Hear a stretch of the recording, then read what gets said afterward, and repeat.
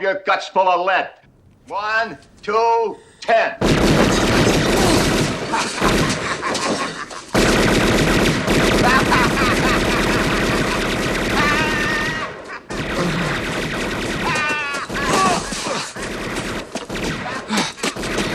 What's up, guys? It's your boy Mischief, and I'm here today to do a movie review for the 1990 classic Home Alone. Man, this movie right here is near and dear to my heart. This is like probably my number one Christmas movie. So I was like, man, why not just start out with this movie review and, like I say, jump it off with one of my favorites. So like I say, this movie right here, everybody knows, all the characters in it. If you've seen this movie, if you haven't seen this movie, go see it. What is you doing? But like I say, to me, it's three main characters. Like I say, you got Macaulay Culkin played, Kevin, Joe Pesci, he's Harry, and Daniel Stern is Marv. So like I say, these are the three characters that really built this movie to me. But a lot of people don't know, in 1990, the Home Alone was the highest grossing movie in 1990. It domestically got 285 million and globally made over 400 million. So this movie was like an instant hit. And we seen, what came after with 2 and 3, 4. We seen like how this movie created its own thing. But like I said, man, this movie right here, one of the reasons it was so great to me, because this was one of my grandma's favorite movies. My grandma, she's passed, rest in peace, but this was a movie when I was young. I remember watching it with her, and I never seen her laugh how she laughed when she watched this movie. She would just be dying laughing when Harry and Marv is, falling in the traps and stuff and doing all that. She was just dying laughing. So it instantly became one of those movies that I just always went back to. And since my grandma passed, it's just a movie, when I watch it, it always just brings me back to that place. And that's one of the reasons I kind of love talking about movies, because movies and music, it kind of puts you in a time and place in life, and you can always kind of escape and watch that movie, and it brings you back to that. But like I say, anyways, like I say, guys, the one of the greatest things about this movie is, when you're watching this movie, when you're a kid, when you're younger, you're watching the movie, it's almost like you're watching from Kevin's perspective. But when you're an adult, it's like you're watching from the parents. So now, me being older and rewatching this movie, I rewatched it the other day. It's so weird because it's like I'm seeing different stuff from my perspective now. I remember watching it when I was younger, and when you're a kid, you want to get to the action. So my favorite part was like, soon as it got to, the Kevin sent all the traps, and that's still like, I love it. But watching it since I'm older, I'm noticing different stuff. Like in the beginning, when they the parents with the parents talking with Kevin, and how the whole family was talking with him, I'm like, damn, these guys, like, they really was like just horrible. The uncle was horrible, everybody. And so like I said, it was just like I say, watching it from an adult perspective, probably everybody had this happen, that how different it is. But anyways, guys, so this movie is simple premise. So for Christmas, the family is going to Paris, and like I say, as soon as the movie come on, Joe Pesci, he's there dressed as a police officer, and he's waiting downstairs. And like I said, you could tell it's a huge family, kids, aunts, everybody's running around. And then, like I said, everybody's treating Kevin horrible. Even the way his brother said, how he wished he was this, and how everybody in the family is just treating him horrible. They ate his pizza in the kitchen, and he was like, he'll barf it up or whatever. But then Kevin's mom's, she sends him upstairs to go to bed, and when she does this, Kevin says, what was the line? Kevin says, man, I wish I never seen you jerks again. But practically, she said something, I repeat it again. He said, I wish I never had a family, whatever.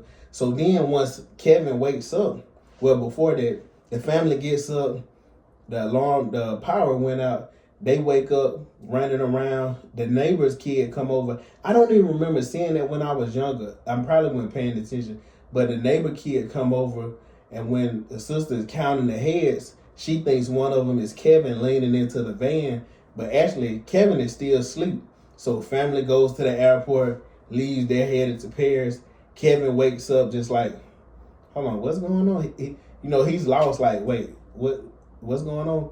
So in his mind, his parents are gone. So of course he's thinking, dang, I wish my parents away. Like, so immediately he's happy because he's eating whatever. He's eating ice cream, a bunch of junk. He's watching whatever movies he want to watch. So now it's like, dang, I can do what I want to do. And then, like I say, man, it just was funny because watching it as a kid, you may would think like, dang, man, that would be awesome. You could do whatever you want to do, but eventually you're gonna be like, okay, where my mom and dad at? Like, you gonna eventually wonder what that. And then, like I say, man, so while this going on, we met Joe Pesci character Harry in the beginning, but now we meet Marv. So then we see that Joe Pesci is actually not a police officer. He was practically staking out all the houses, meeting with the family. So they're robbing the places while the families are going away for holidays. It's Christmas time, so the families are going away for the holidays. So they're breaking into the families' homes while they're traveling. And then this part of the movie, it can't be overstated. Marv and Harry chemistry together was perfect.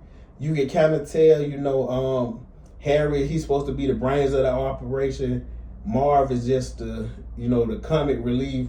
He just doing stupid stuff, just falling over here doing. He like I say, I love Marv. Like when I was younger, that probably was one of my favorite parts. Like all the parts with Marv in it. But anyways, like I say, I want to get to some of my favorite scenes.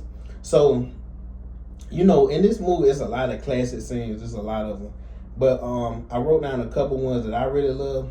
So one of my favorite scenes, and when Kev says, "I'm up here, you morons," when he's sitting at the top of the stairs, and when they run in and they're slipping and falling on the cars, the toy cars and stuff, man, I died laughing at that part. And like I said, it still holds up to this day. This movie, like I say, I don't know how other people's opinion is, but to me, this movie still holds up. It still holds up in 2025 to me. I love it still. So like I say, that was one of my favorite scenes. And then the scene when the tarantula, he already had the tarantula when he was climbing up the thing earlier and it broke.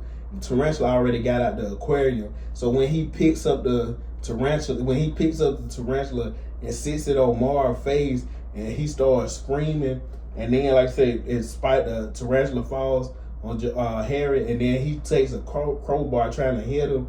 Man, like I say, that right there, I love that scene as well. And then of course the aftershave when Kevin's in the bathroom, and, he's singing, and then once he hits his face and then he screams, that scene, like I say, that's probably the most recognizable scene in this movie. And then, like I say, my personal favorite scene, well, I got two. One from when I was younger. I'm going to give you my favorite scene when I was younger and my favorite scene since I'm an adult. My favorite scene when I was younger, when he's watching the Angels with 50 Souls film, and the pizza delivery guy comes. We seen the delivery guy earlier when he was delivering pizza, but when he brings the pizza, and then Kevin plays the movie, and then he's like, here's the money and stuff. You filthy animal. So here's the money and stuff. So when he throws the money out there, he talking about it's cheap or whatever, and Kevin plays the film, and then I'm gonna give you this amount of time to get out of here, and then the guy starts shooting on the movie, and then like I say, the pizza delivery guy just slipping, falling.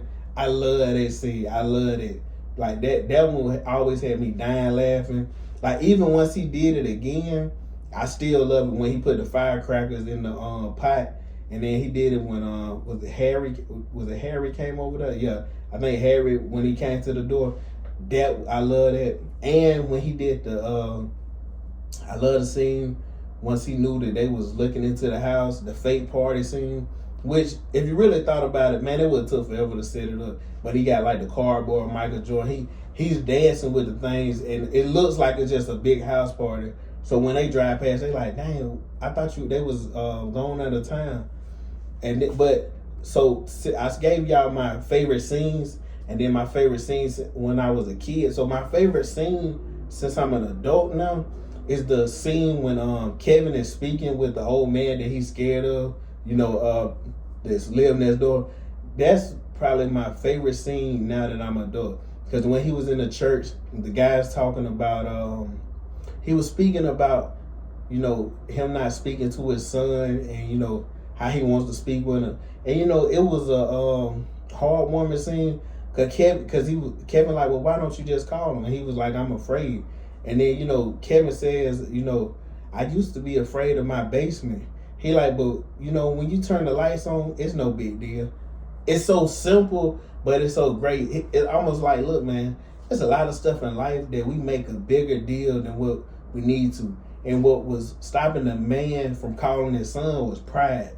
Ego, pride. So you got a little child that teaching you, look, man, just call your son. And then even at the end of the movie, he looks out the window and sees the man speaking with his son. So it was just one of those scenes. Like I said, the older you get, the more you appreciate those scenes. When I was younger, I just wanted the action, but I really love that scene because, like I said, man, it really wraps up the movie. Like I said, it's a holiday movie, so when you're around the holidays, you're around family, friends, and your loved ones. So it really just ties the movie in perfectly to me. And then, like I said, once the movie ends, then like I said, it ends with the mom. She was trying all her best to get back to Kevin. Which so ironically, when she gets back to Kevin, the family gets there, and they like maybe a couple minutes after she was like, "How did y'all get here?" He like, "The flight you didn't want to wait on." But then everybody's like, "Dang, Kevin, what you was doing?" He's like, "Oh no, just hanging out." And then of course, his brother and stuff started screaming. But like I said, man, this movie right here, like I said, to me, it was one of the best movies when I was younger. And I still love it to this day. Like I say, it was one of those ones that I always... It's something about holiday movies that in 2025, I don't see a lot of holiday movies that can hold up to the movies of yesteryears, because it's a certain writing, it's a certain style that you got to do to bring it in, to make it not corny, but also make it relatable. But anyways, guys, like I said, man, I appreciate everybody watching. Like, comment, subscribe, share. And I will have more movie reviews out for Christmas movies. And I appreciate all the love. Catch you next time.